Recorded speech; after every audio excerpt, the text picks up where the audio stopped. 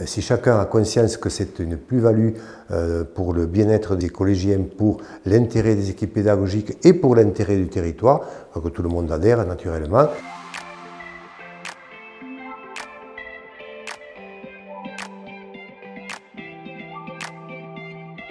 Le collège de Groyer était un de ceux qui était le plus vieillissant, il a plus de 50 ans. Il présentait un certain nombre de problématiques.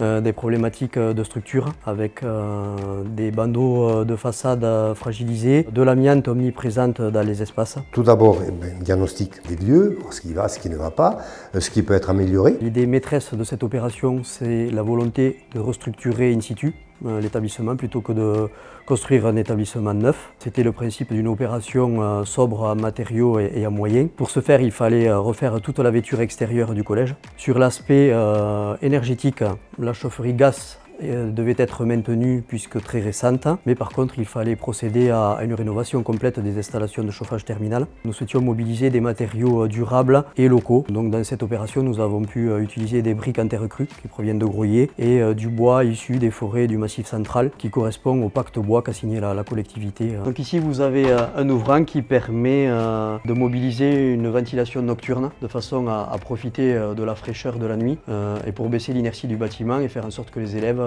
arrivent dans une salle confortable le matin. Comme on est un site occupé, nous devons de faire en sorte que les élèves puissent être accueillis. Donc on a déplacé sur des classes mobiles, simplement des bâtiments qui sont déposés dans la cour pour 35 classes, pour faire en sorte qu'ils soient accueillis pendant les travaux. Sur la partie extérieure, il restera à désimperméabiliser les surfaces, végétaliser les cours et raménager des cheminements doux pour les élèves qui seront interconnectés avec les liaisons douces de la ville et faire en sorte qu'ils puissent arriver sur un parvis sécurisant et directement lié à l'entrée de l'établissement. C'est un projet de plus de 20 millions d'euros. Ce n'est pas neutre pour les finances du département, avec un prêt de la Banque des Territoires pour 10 millions.